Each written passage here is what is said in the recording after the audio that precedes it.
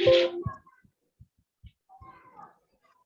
bachcho, let's start our class. And today we're going to understand the more important topic, as I already explained you about. मैंने आप लोगों को पहले ही समझा दिया है about the nucleus. Today I am going to focus mainly on the difference between prokaryote and eukaryote cell. Along with that, prokaryote eukaryote cell पढ़ेंगे आप लोग, और उसके साथ साथ आप लोग पढ़ेंगे आज का सबसे इंपॉर्टेंट टॉपिक जो कि है सेल ऑर्गेनेल। ओके, सो पहला क्वेश्चन आता है, डिफरेंशिएट बिटवीन कॉपी निकाल लेंगे सब कुछ। Differentiate between prokaryotic and eukaryotic cell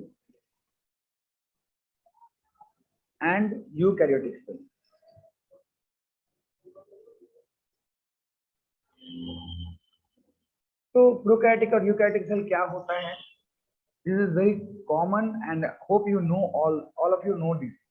prokaryotic cell and draw another line over here, eukaryotic cell.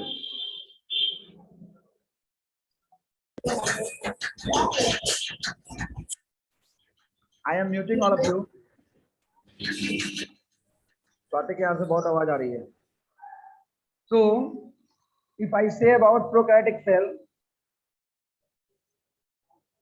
तो पहला टॉपिक आता है prokaryotic cell has no true nucleus. इसके पास ट्रू न्यूक्लियस है। इट लैक्स मतलब होता है इसके पास नहीं है। It lacks true nucleus. इसके पास ट्रू न्यूक्लियस नहीं है। तो कैसा न्यूक्लियस है? मतलब अंदर में ओनली सिंगल सर्कुलर डीएनए है। It contain a single circular DNA, ठीक है। अब यहां बात करें तो यहाँ फर्स्ट नंबर में इट लैक द न्यूक्लियस। यहाँ पे nucleus present with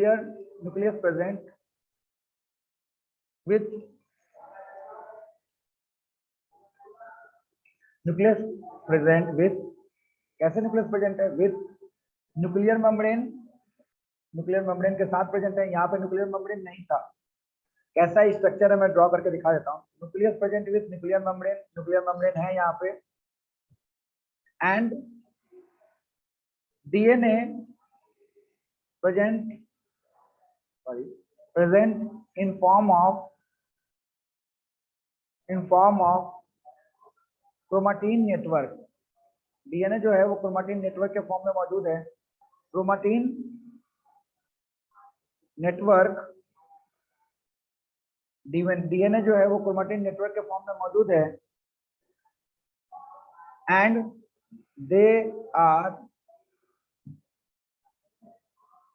present in pair. मतलब ये पेयर में मौजूद है। यहाँ पे सिंगल सर्कुलर डीएनए है, यानी एक ही डीएनए है। देखो ये डीएनए है, मान लो ये डीएनए है, सर्कुलर डीएनए, और बाहर से न्यूक्लियर मेम्ब्रेन भी नहीं है। यहाँ पे न्यूक्लियर मेम्ब्रेन नहीं है, बट यहाँ पर डीएनए जो है वो क्रोमाटीन फाइबर के रूप में ऑर्गेनाइज्ड है। ये देखो क्रोमाटीन फाइबर है, गजब का नेटवर्क बना रखा है, और बाहर में न्यूक्लियर मेम्ब्रेन भी देखने को मिलता है। मेन जो डिफरेंस है वो न्यूक्लियर मेम्ब्रेन को लेकर के ही है। इसके चारों तरफ न्यूक्लियर मेम्ब्रेन है और इसके चारों तरफ न्यूक्लियर मेम्ब्रेन नहीं है। दूसरी बात क्या है कि इसमें जो डीएनए है वो सिंगल सर्कुलर डीएनए है, और यहाँ पे जो डीएनए है वो ऑर्गेनाइज हो रखा है क्रोमाटीन नेटवर्क के फॉर्म में, और वो पेयर में मौजूद है। पेयर मतलब जोड़ा में मौजूद है। इसमें से एक पीस हम सबों को हमारे फादर की तरफ से मिलता है, तो दूसरा पीस हम सबों को हमारे मदर की तरफ से मिलता है। तो हमारे पास वो पेयर में है, ठीक है। नेक्स्ट थर्ड नंबर पॉइंट के बारे में बात करें तो थर्ड नंबर पॉइंट क्या है? It lacks the cell organelle, the double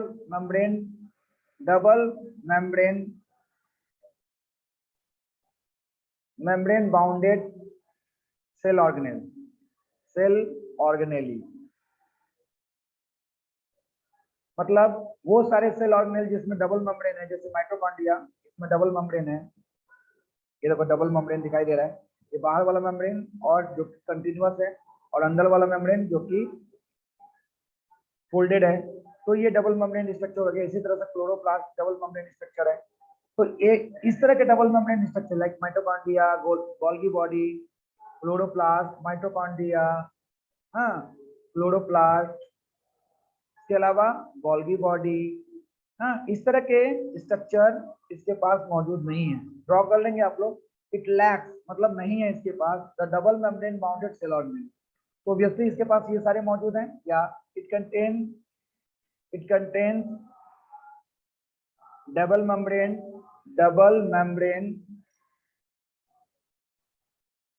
bounded cell organelle, double membrane bounded cell organelle इसके पास मौजूद हैं, ठीक है ना। तो ये सारे के सारे बहुत कॉमन चीजें हैं। They are present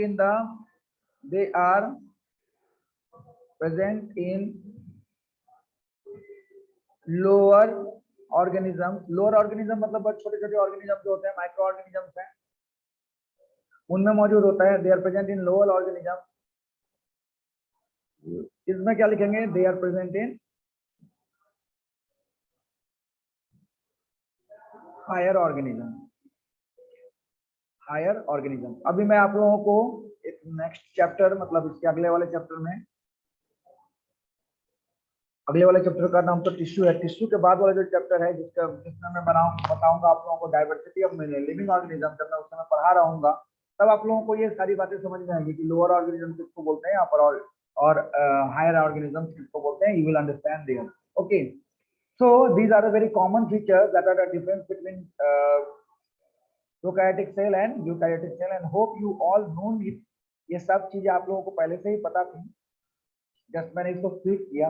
Now I'm going to explain you the structure of mitochondria. So we are going to start another topic that is called,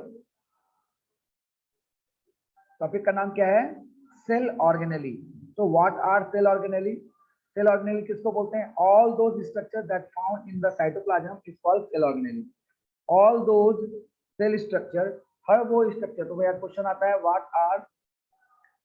are cell organelle? Cell organelle किसको बोलते हैं? So all those structure that are found in the cytoplasm, cytoplasm में पाए जाने वाले जितने भी cellular structure हैं, they are called cell organelle। उनको हम लोग क्या बोलते हैं? सेल ऑर्गेनेली बोलते हैं, ठीक है। Name the different cell organelle. Obviously mitochondria, Golgi body, centrosome, lysosome, ये सारे के सारे सेल ऑर्गेनेली हैं। चलो मैं एक बार सबको म्यूट करता हूँ, सबको समझा, बोलो समझ में आ रहा है कि नहीं आ रहा है?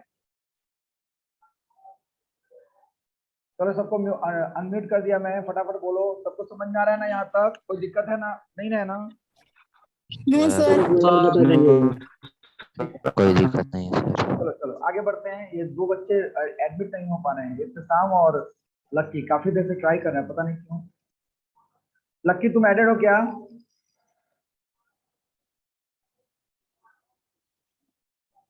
नहीं यार, वो नेटवर्क इश्यू होगा। चलो कोई बात। सो इब्तिसाम काफी देर से कोशिश कर रहे हैं।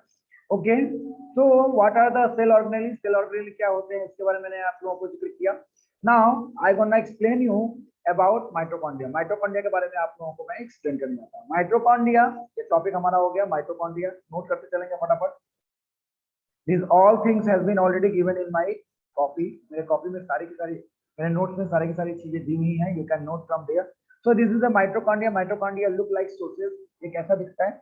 पकोड़े जैसा दिखता है, लंबे लंबे पकोड़े होते हैं ना, तो उसके जैसा दिखता है। तो इसका स्ट्रक्चर कैसा है? पहला हम लोग पढ़ेंगे स्ट्रक्चर, और दूसरा पढ़ेंगे हम लोग function. So what is the structure? It is made up of double membrane. जो बोल रहा हूँ फटाफट नोट करना चाहता है तो नोट भी कर लो। It is made up of double membrane. Double membrane के बने हुए हैं। The outer membrane is continuous. Outer membrane जो है, ये आउटर मेम्ब्रेन है। आउटर मेम्ब्रेन जो है वो कंटिन्यूअस है।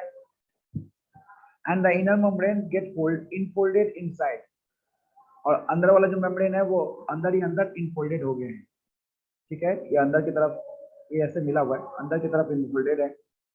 And this infolded structure is called, इसको क्या बोला जाता है, दिस इज इनफोल्डेड स्ट्रक्चर, ये जो फोल्ड गया है अंदर की तरफ, इस फोल्ड को क्या नाम दिया जाएगा, दिस इज कॉल्ड क्रिस्टी, इसको कहा जाएगा क्रिस्टी। क्या कहा जाएगा, क्रिस्टी। समझ में आया, नोट कर लेंगे।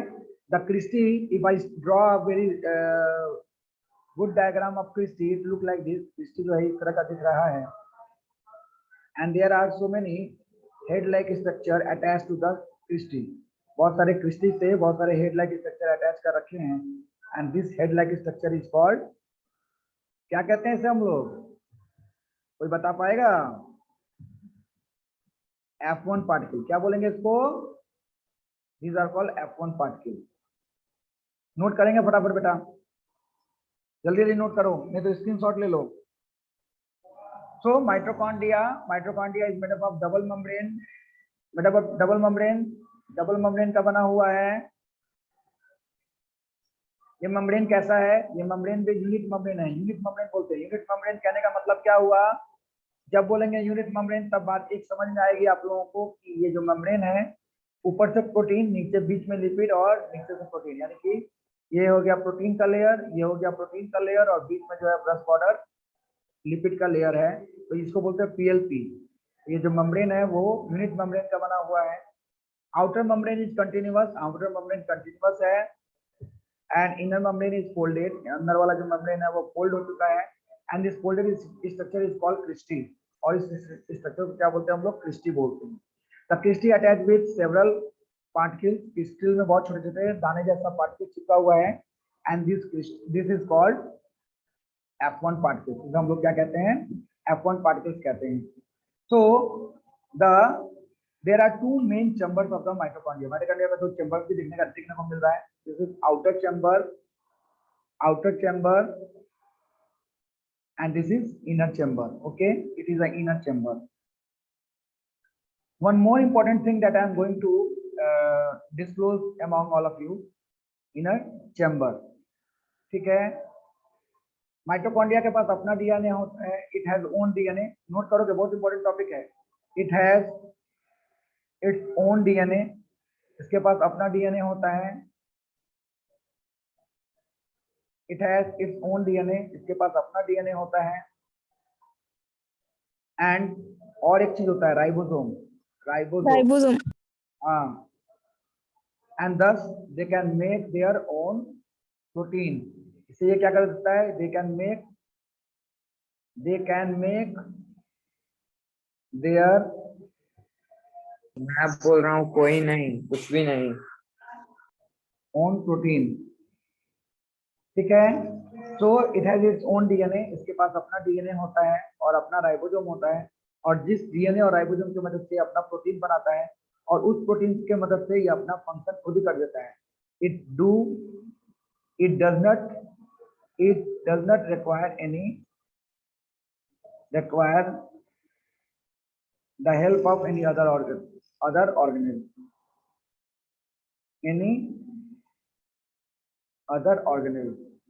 किसी ऑर्गेनेल का मदद नहीं लेता, इसीलिए इसको हम लोग एक और नाम दिए गए हैं, it is called autonomous body. It is called autonomous body. Autonomous body का मतलब होता है खुद ब खुद अपने आप को चलाता है। Autonomous, NOMOUS, autonomous body, it is called autonomous body. फिर से रिपीट करता हूँ, इसके पास अपना डीएनए है, अपना राइबोसोम है, और इस अपने डीएनए और राइबोसोम की मदद से ये अपना प्रोटीन खुद बनाता है, they are make their own protein, अपना प्रोटीन बनाता है।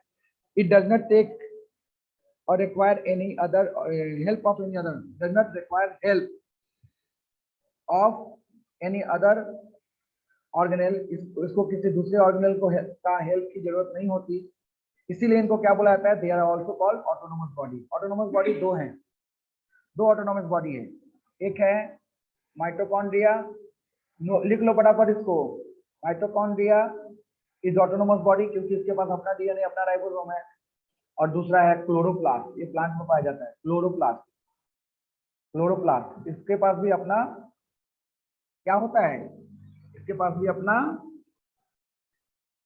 बोलो,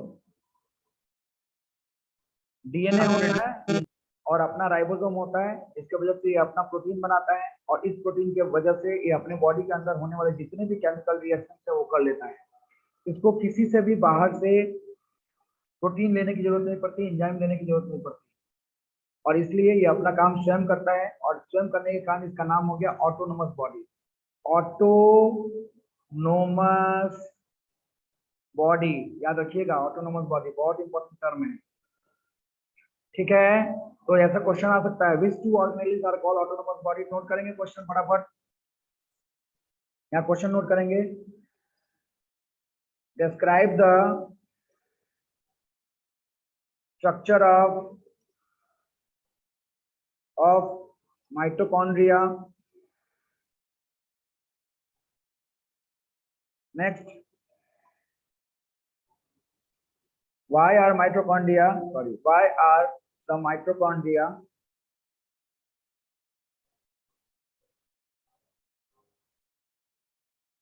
called autonomous body?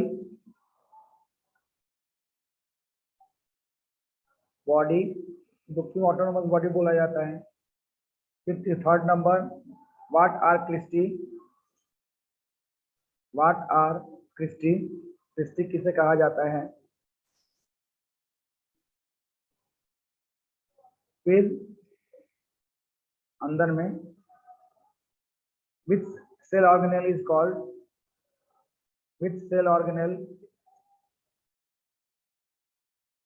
called powerhouse of the cell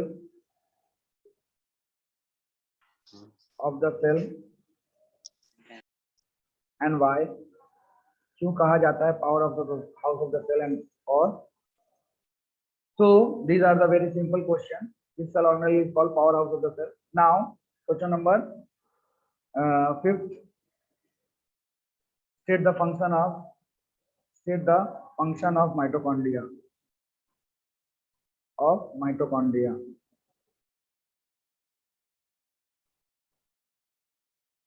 So these are the very important questions that can be arisen from the topic mitochondria. Okay. Now I gonna explain you the why it is called my powerhouse of the cell and what is the function of mitochondria. Okay. So I am changing the page. See. तो mitochondria का जैसे मैंने बताया आप लोगों को, क्या होता है, मान लो कि ये सेल है, suppose this is a cell and the cell get the glucose with the help of the blood के माध्यम से इसके पास ग्लूकोज पहुंच गया and it also so the glucose enter into the cytoplasm. Glucose कहां पहुंचा? साइटोप्लाज्म में पहुंचा एंड इट ब्रेक डाउन और टूट गया। टूट के क्या बनाया? Pyruvic acid.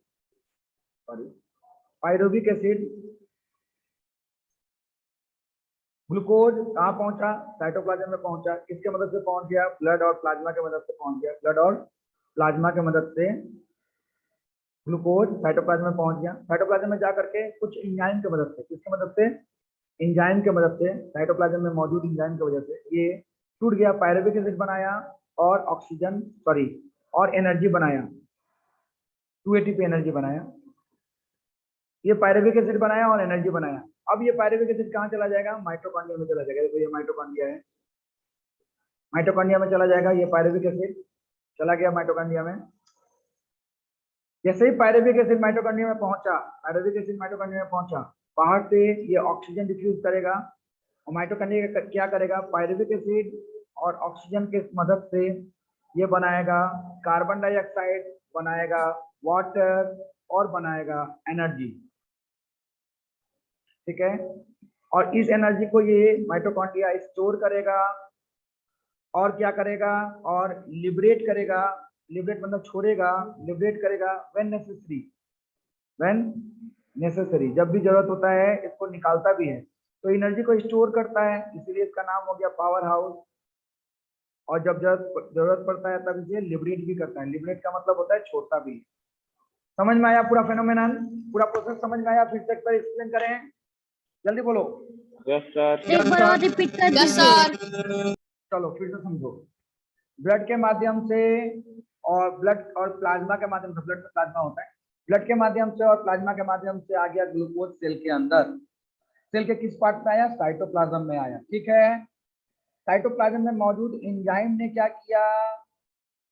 ग्लूकोज को तोड़ दिया, ग्लूकोज को साइटोप्लाज्म में तोड़ दिया गया with the help of enzyme के मदद से। और क्या बन गया? पायरुविक एसिड बन गया, पायरुविक एसिड बन गया और बन गया 2 एटीपी एनर्जी। ठीक है, अब ये पायरुविक एसिड ही जाएगा माइटोकॉन्ड्रिया के अंदर।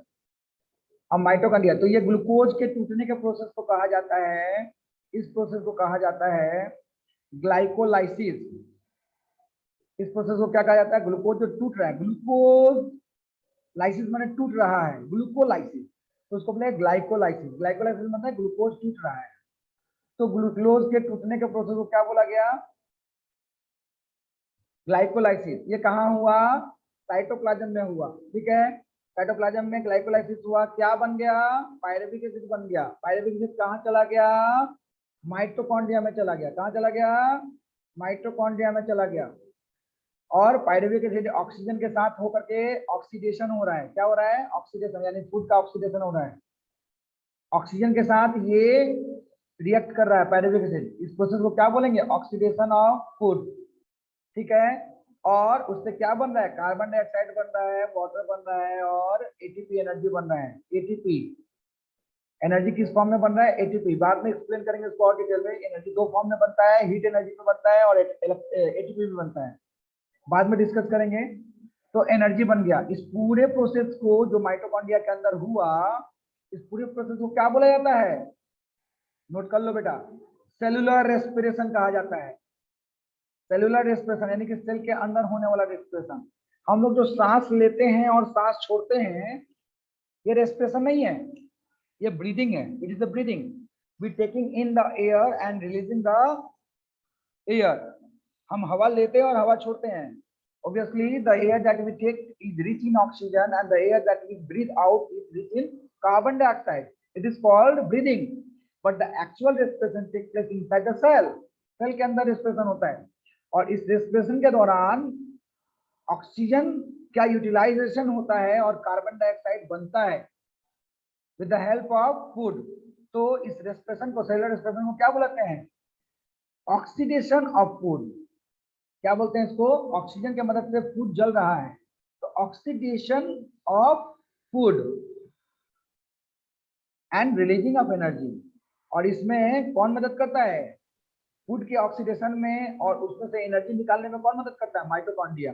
माइटोकॉन्ड्रिया नहीं रहेगा तो ये चीज होना बहुत बहुत कम हो जाएगा, यानी कि सिर्फ 2 एटीपी बनेगा।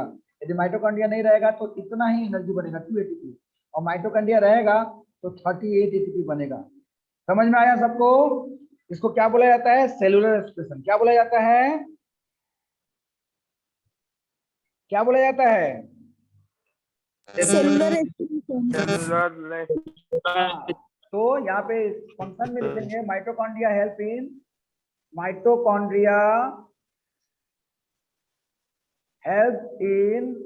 In oxidation of food.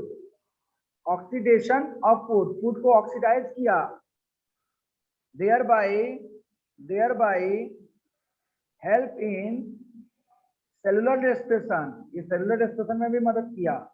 यानी सेलुलर रेस्पिरेशन का मेन इक्विपमेंट यदि कहा जाए, सेलुलर रेस्पिरेशन का मेन कोई मशीन कहा जाए तो माइटोकॉन्ड्रिया है। तो mitochondria help in oxidation of food, thereby help in cellular respiration. Cellular respiration में मदद किया। दे help in releasing of energy, energy निकालने में भी मदद किया। एंड इट स्टोर्स इट, उसको स्टोर भी करता है, store it and also liberate, और उसको निकालता भी है। So they help in releasing of energy, energy release कराता है फ्रॉम फूड, फूड में से एनर्जी निकालता है। एंड स्टोर इट, उसको स्टोर करता है, एंड ऑल्सो लिबरेट, और उसको निकालता भी है। दैट्स वाई, इसीलिए it is called the power house of the cell. Power house of the cell, इसको सेल का पावर हाउस कहा जाता है। समझ में आ गया होगा सबको। It is an autonomous body, autonomous body because body because it has its own DNA and ribosome, and thus it makes its own enzyme and protein, enzyme and protein, that's why it is called autonomous body। बहुत आपको समझ में आ गया होगा, ये मैंने बता ही दिया पहले ही। तो इस तरह से हम लोगों ने एक चीज कंप्लीट किया, वो था माइटोकॉन्ड्रिया। अब दूसरा चीज करेंगे, endoplasmic reticulum. Endoplasmic reticulum,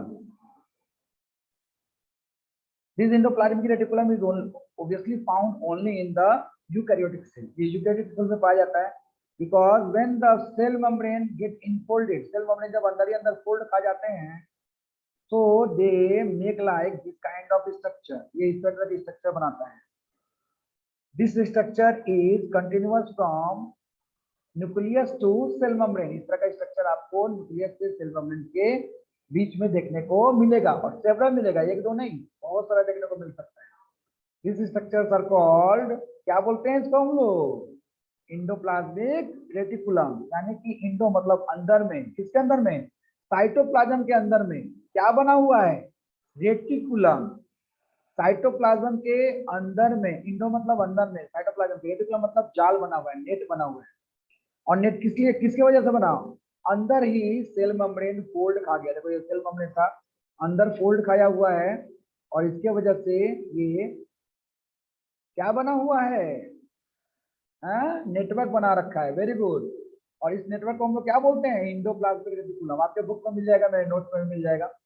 so what are endoplasmic reticulum,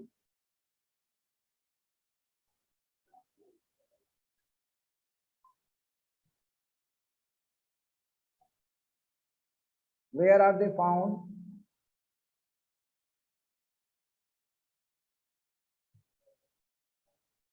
how many kinds of endoplasmic reticulums are there?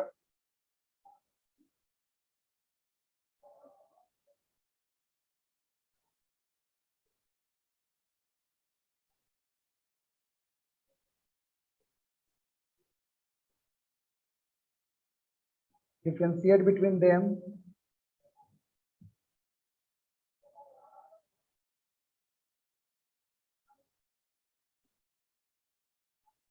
State the function of endoplasmic reticulum। State the function of endoplasmic reticulum। चलो अब सबको एक एक करके डिस्कस करते हैं। कहाँ पाए जाते हैं, they are found between the cell membrane to nuclear membrane. कहाँ पाए जाते हैं ये, सेल मेम्ब्रेन से न्यूक्लियर मेम्ब्रेन के बीच में पाए जाते हैं। समझ में आया, मैं बता दिया आप लोगों को पहले ही, समझ आ रही है। सेल मेम्ब्रेन से न्यूक्लियर मेम्ब्रेन के बीच में पाए जाते हैं। हाउ मेनी, हाँ, how many kinds of endoplasmic reticulum are there. Endoplasmic reticulum कितने तरह का होता है, तो एंडोप्लाज्मिक रेटिकुलम, हाँ, दो तरह के होते हैं, rough endoplasmic reticulum and smooth endoplasmic reticulum. आप लोगों को पता भी है, जिस एंडोप्लाज्मिक रेटिकुलम में राइबोसोम मिला रहता है, राइबोसोम होता है, उसे हम लोग क्या बोलते हैं, रफ एंडोप्लाज्मिक रेटिकुलम। और जिसमें खाली एंडोप्लाज्मिक रेटिकुलम होता है, नो राइबोसोम, राइबोसोम नहीं होता, उसे हम लोग क्या कहते हैं, रफ एंडोप्लाज्मिक रेटिकुलम कहते हैं। समझ में आ गया ना। चलो पेज चेंज करते हैं। तो RER and SER, rough endoplasmic reticulum. Appearance कैसा है इसका, अपीयरेंस कैसा है, rough, due to presence of, किसके वजह से रफ है भाई, प्रेजेंस ऑफ राइबोसोम। किसके वजह से रफ है? राइबोसोम के वजह से। ऐसे जैसे देखो ये एंडोप्लाज्मिक रेटिकुलम है और इस पे ऐसे ऐसे राइबोसोम्स लगे हुए, तो रफ तो लगेगा ना। और ये स्मूथ एंडोप्लाज्मिक रेटिकुलम का अपीयरेंस कैसा है? स्मूथ। अपीयरेंस इसको स्मूथ है due to absence of ribosome. Ribosome इसमें नहीं है, ठीक है। तो चूंकि राइबोसोम है तो इसका एक और फंक्शन आ गया। फंक्शन क्या हुआ? It helps in formation of protein. Protein बनाने में मदद करता है। And also helps in transportation of protein. Transport करने में मदद करता है। ट्रांसपोर्टेशन ऑफ प्रोटीन, प्रोटीन को ट्रांसपोर्ट करने में भी मदद करता है, ठीक है। इसका दूसरा नंबर क्या होगा? ये प्रोटीन नहीं बनाता क्योंकि इसके पास राइबोसोम नहीं है, तो ये क्या बनाएगा? It helps in formation of lipid. Fat बनाता है। लिपिड का मतलब हो गया फैट बनाने में मदद करता है। And also helps in its transportation, और उसको ट्रांसपोर्ट करने में मदद करता है। समझ में आ गया? फिर एक कॉमन इनका फंक्शन हो गया। ये फंक्शन भी हो रहा है बेटा, इसमें फंक्शन भी होता जा रहा है और डिफरेंशिएट भी होता जा रहा है। समझ में आ रहा है ना सबको? एक कॉमन फंक्शन होता है, it gives the shape to the cell, ठीक है ना। सेल को ये क्या करता है? शेप देता है, क्योंकि ये बहुत ड्यूज होता है तो सेल को मुड़ने नहीं देता, ये पिलर की तरह एक्ट करता है। समझ में है ना? तो ये शेप देने में भी मदद करता है। होप कि आप लोगों को समझ में आया होगा। आज का सारा समझ में आया ना सबको? बोल दो बेटा। Yes sir. बहुत कॉमन चीज था, आप लोग पहले भी पढ़ रखे हो, ठीक है। यस तो सर। एंडोप्लाज्मिक रेटिकुलम और माइटोकॉन्ड्रिया मैंने आज कंप्लीट करा। कल के डेट में हम लोग कंप्लीट करेंगे और भी 2 टॉपिक। कोशिश करेंगे जितना जल्दी खत्म हो, क्योंकि यही चैप्टर से आप लोगों का क्वेश्चन आने वाला है, ठीक है। तो जितना जल्दी हो इसको कंप्लीट कर देते हैं। और कुछ तो है नहीं। कल Golgi body, centrosome, lysosome 3 complete करेंगे और ऑलमोस्ट हो ही जाएगा। फिर पेरियोप्सिसोम बचा रहेगा, कभी भी एक दिन एक्स्ट्रा क्लास लेकर इसको कंप्लीट कर देंगे, ठीक है। समझ में आ गया आप लोगों को? ठीक है ना? Yes sir. चलो आज के लिए इतना ही। Bye bye.